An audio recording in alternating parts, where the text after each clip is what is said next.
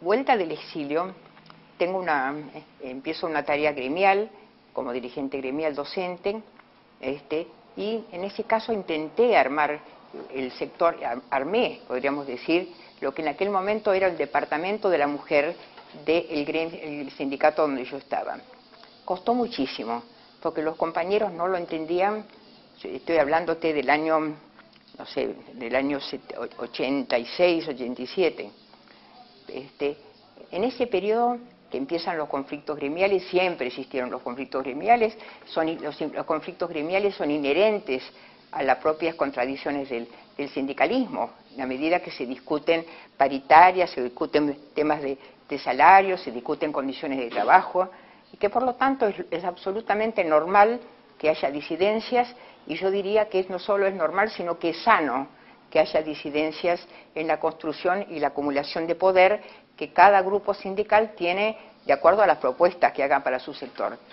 Entonces, de todas formas, en mi sindicato teníamos serios problemas, porque en ese momento se forma la CETERA y apareció el conflicto por competencias y también por ideología entre la CETERA y la Unión Docentes Argentinos, donde yo estaba. Tuvimos un congreso grande, me acuerdo que participó Mari Sánchez, participaron los dirigentes docentes de esa época, habíamos hecho una hermosa marcha blanca con todos juntos, y terminamos mal. Entonces yo recuerdo que dije, acá no quiero saber más nada con este sector, y llego a mi casa, esto era Mendoza el encuentro, llego a mi casa y me encuentro con una invitación de Julio Godio, que fallecido recientemente, diciéndome que tenía un ofrecimiento de la Organización Regional Interamericana de Trabajadores para ir a hacerme cargo, crear en el continente el área de, podríamos decir, de género de los sindicatos. Menuda responsabilidad, porque yo sabía que si bien había sido muy difícil el caso argentino, era mucho más difícil en otros países de América Latina, donde el tema de la mujer estaba mucho más escondido, mucho menos visualizado. Y bueno, ahí conocí a un dirigente de envergadura realmente importante que se llamaba Luis Anderson, que era un panameño fuera de serie, realmente muy capaz, de origen obrero, había sido en Panamá, había sido electricista del Canal de Panamá, y este hombre tenía una visión muy amplia de lo que era el sindicalismo para el nuevo mundo. Él decía que no se podía solamente hablar de los problemas salariales en el mundo del trabajo, que había que hablar de la totalidad de los problemas y que tenía por lo tanto una visión integral. Entonces yo me sumo al equipo y me toca esta tarea tan difícil que fue durante 3 años recorrer América Latina tratando de convencer a los dirigentes sindicales de América Latina de que crearan un área de género. Por supuesto que los muchachos no eran demasiado favorables a esto, más bien tengo que confesar que lo veían como una posible fuente de recursos, porque los muchachos decían, lo que pasa es que si le hacemos algo para las mujeres, va a venir plata del OIT.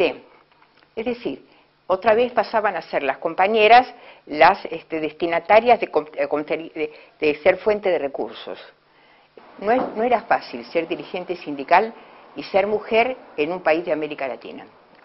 Tampoco nos engañemos, los argentinos siempre creíamos que estábamos por encima de todos, pero hemos vivido y hemos sufrido lo que ha sido la permanente discriminación. Los muchachos dicen que nos quieren mucho, pero no nos dejan pasar más que de determinadas funciones.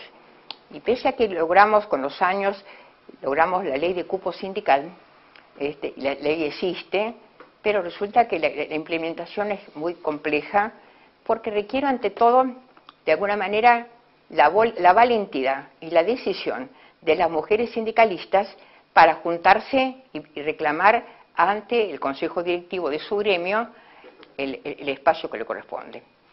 Estos pasos que estamos dando nos están llevando poco a poco, porque esto es un largo proceso, hacia un país más igualitario.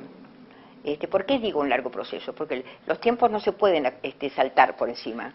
A veces esto tiene que hacerse carne en nosotros, tiene que convertirse en la música cotidiana. Tenemos que seguir levantando, sacando la tierra que está debajo de la alfombra. Y es un trabajo lerdo, bueno, pero tenemos un conjunto de leyes, como hablábamos recién, que nos están ayudando. Las leyes solas no nos sirven, es un instrumento la ley. Lo que necesitamos es que eso sea tomado fuertemente por los protagonistas sociales, por los hombres y mujeres, no solamente las mujeres. Yo creo que estas causas tienen que ser del conjunto. Y lo ideal sería que los hombres se sumaran, y además estoy segura que lo van a hacer cuando lo tengan claro, cuando desaparezca la contradicción entre hombre y mujer, cuando desaparezca la contradicción en el tema del poder, cuando veamos que el poder es una cosa que lo podemos manejar entre ambos, ¿verdad? Reconociendo quién tiene más capacidad, quién menos tiene capacidad, y bueno, que el poder también hay que saberlo distribuir. También las mujeres tenemos que aprender varias cosas, tenemos que aprender a negociar. Nos cuesta mucho la diferencia entre sometimiento y enojarse y chillar porque no nos dan algo. Hay que aprender a negociar, hay que aprender a hacer lobby, hay que aprender a aceptar los errores y además hay que transmitirle al resto de los compañeros y las compañeras cuáles son las verdaderas causas de los problemas que nos pasan. Yo creo que hay cosas que todavía no hemos logrado, pero que están pendientes y que tienen que solucionarse, como es que la mochila de las responsabilidades familiares está sobre el hombre y las mujeres, está sobre los hombros nuestros, de las mujeres. Entonces, entendemos que hay propuestas de ley sobre la economía del cuidado, seríamos decir, hay propuestas desde el aparato, desde el Estado, de afirmar todo lo que sea políticas públicas del cuidado. Pero cuando uno analiza quién se va a hacer cargo del cuidado, automáticamente parece que es la mujer, porque los muchachos dicen, bueno, yo ya cumplo, hago mi aporte familiar y ya cumplí mi tarea. La mujer, que en este momento, si hablamos en términos de funcionalidad y podríamos decir, del empleo concretamente, yo creo que tenemos más o menos un 53% de mujeres trabajando ya sea en condiciones legales y formales o en condiciones irregulares. Pero hay una mayoría de mujeres absolutamente demostrable que están trabajando. Y sin embargo, seguimos pensando en función de cuidado que es la mujer la que tiene que cuidar a la abuela que se enfermó, al tío que se quebró la pata, con el niño de 3 años que hay que atender lo que tiene fiebre.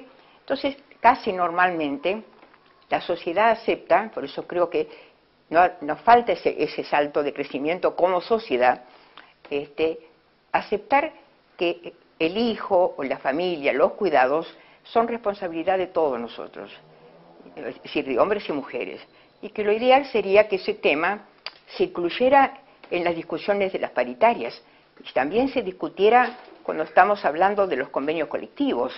Hay algunos sindicatos, sí, de avanzada que colocan este tema, pero además, cuando hablamos de igualdad de oportunidades, tenemos que considerar que esto es igualdad de oportunidades.